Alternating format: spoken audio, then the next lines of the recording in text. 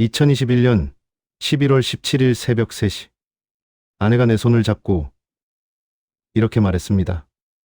여보, 약속해요. 내가 깨어나지 못하면 나를 살리려 하지 마요. 그 순간 저는 웃으면서 말했죠. 무슨 소리야. 당신 괜찮을 거야. 하지만 그로부터 4시간 후 의사가 제 앞에 섰습니다. 보호자분, 결정하셔야 합니다. 연명 치료를 계속할 건지 아니면 그때 저는 깨달았습니다. 아내는 이미 알고 있었다는 걸. 그리고 저에게 선택을 맡긴 거라는 걸. 그날 저는 아내의 부탁을 지켰습니다. 하지만 그 선택이 제 아들에게는 아빠가 엄마를 포기한 날로 기억될 줄은 몰랐습니다. 제 아내 서연이는 췌장암 4기 판정을 받았습니다. 의사는 6개월이라고 했지만 서연이는 2년을 버텼어요. 그 2년 동안 우리는 모든 걸 해봤습니다. 항암 치유, 방사선, 민간요법까지. 서연이는 한 번도 힘들다는 말을 하지 않았어요. 대신 매일 밤 제 손을 잡고 물었죠. 준호 잘 크고 있지? 우리 아들 밥은 잘 챙겨 먹고 있어? 저는 대답했습니다. 응. 걱정 마. 다 잘하고 있어. 하지만 사실은 준호도 저도 무너지고 있었습니다. 어느 날 저녁 서연이가 갑자기 말했어요. 여보, 나 진짜 배고픈데 짜장면 먹고 싶다. 저는 기뻐서 소리쳤죠. 그래, 당연하지. 당장 시킬게. 그날 우리 세 식구는 오랜만에 함께 밥을 먹었습니다. 서연이는 면발을 거의 못 삼켰지만 그래도 계속 웃으면서 말했어요. 역시 짜장면이 최고야. 그게 우리 가족이 함께한 마지막 식사였습니다.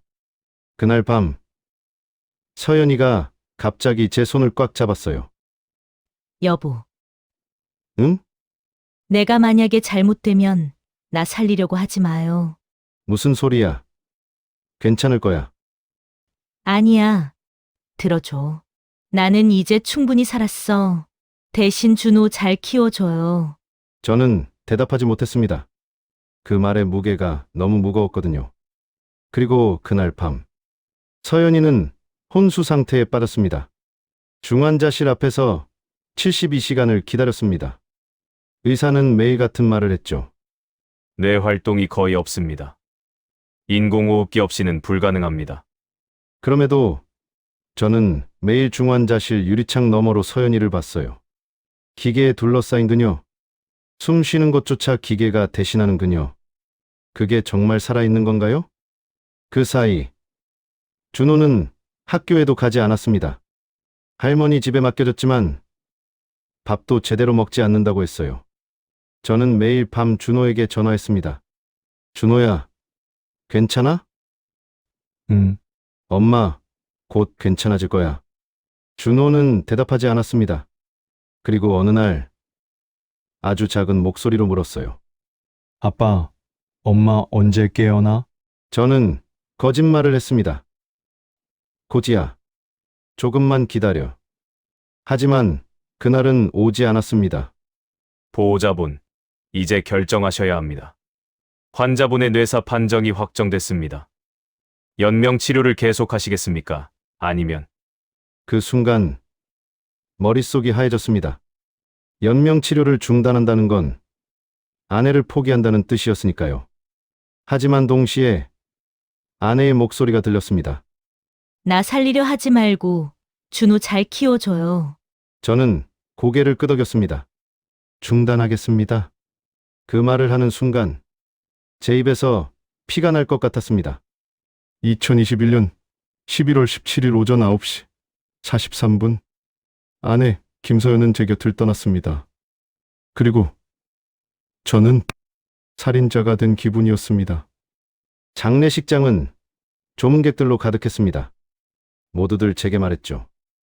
고생하셨습니다. 좋은 곳으로 가셨을 겁니다. 하지만 정작 준호는 한마디도 하지 않았어요.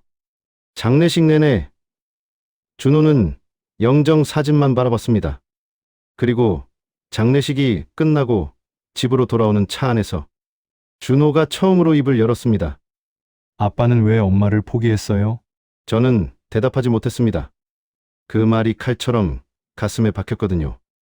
집에 돌아오니 냉장고엔 서연이가 만들어 놓은 반찬들이 가득했습니다. 김치통, 된장찌개, 멸치볶음, 심지어 준호가 좋아하는 계란말이까지. 그리고 냉장고 문에 붙은 포스트잇. 당분간 반찬 걱정은 하지 마요. 매일 하나씩 꺼내 먹어요. 사랑해요. 그 글씨를 보는 순간 다리에 힘이 풀렸습니다. 이 사람은 죽음까지 준비해뒀구나. 나를 위해서, 준호를 위해서. 그런데 나는 뭘 했지? 그날 밤 저는 혼자 식탁에 앉아 밥을 먹었습니다. 서연이가 만든 된장찌개. 짜지도 싱겁지도 않은 딱 제 입맛에 맞는 간. 눈물이 그릇 안으로 뚝뚝 떨어졌습니다. 그리고 준호의 방문 앞에 섰어요. 준호야, 밥 먹자. 됐어요. 준호야. 혼자 먹어요. 문은 열리지 않았습니다. 그날부터 준호는 저를 아빠라고 부르지 않았습니다. 그저 저 사람이라고 불렀죠. 어느 날 학교에서 전화가 왔습니다. 아버님, 준호가 친구와 싸웠습니다. 학교로 오실 수 있으신가요? 상담실에 갔을 때 준호는 고개를 숙인 채 앉아 있었어요. 선생님이 말했습니다. 준호가 친구에게 폭력을 썼어요. 이유를 물어봤더니 선생님이 조심스럽게 말을 이었어요. 친구가 준호한테 너희 엄마, 너희 아빠가 죽게 만들었다며? 라고 했답니다. 그 순간 세상이 멈췄습니다. 저는 준호를 바라봤어요. 준호는 고개를 들지 않았습니다. 하지만 그 작은 어깨가 떨리고 있었죠. 준호야. 아빠가 그랬잖아요. 준호의 목소리는 차가웠습니다. 엄마한테 기계 뗀 거, 그게 아빠잖아요. 준호야. 그게 아니라 아빠는 엄마를 포기한 거예요. 준호가 소리쳤습니다. 엄마는 살 수 있었는데 아빠가 포기해서 죽은 거예요. 그 말에 저는 아무 말도 할 수 없었습니다. 왜냐하면 저도 똑같이 생각하고 있었으니까요. 그날 밤 저는 집 앞 계단에 앉아 담배를 피웠습니다. 10년 전에 끊었던 담배를, 서연이가 싫어해서 끊었던 담배를. 하지만 그 순간 저는 그 어떤 것도 중요하지 않았어요. 그냥 사라지고 싶었습니다. 그때 핸드폰을 꺼냈습니다. 서연이와의 마지막 카톡. 여보, 우리 준호 잘 키워줘요. 내가 못 본 준호의 미래, 당신이 꼭 봐줘요. 그리고 그 아래 제가 보낸 답장. 그래, 약속할게. 걱정 마. 저는 그제야 깨달았습니다. 아내가 저에게 부탁한 건 나를 포기하라는 게 아니라 준호를 지켜달라는 거였다는 걸. 다음 날 새벽 저는 준호의 방문 앞에 섰습니다. 이번엔 노크하지 않았어요. 문을 열고 들어갔습니다.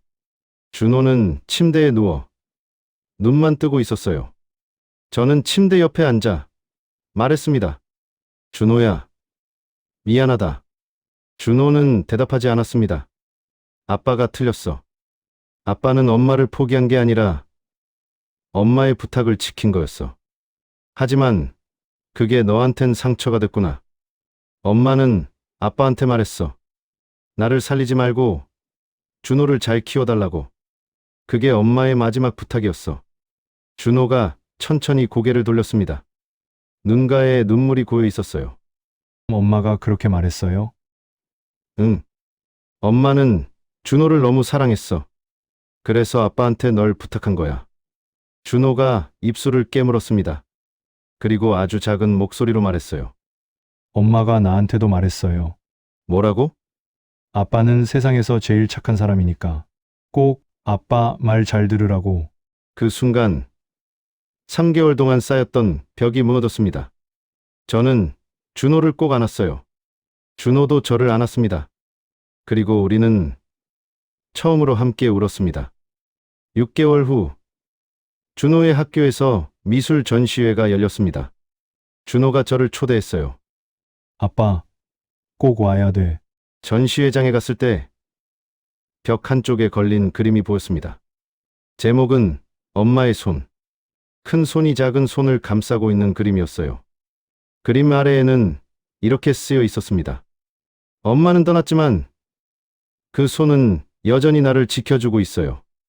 저는 한참을 그 그림 앞에 서 있었습니다.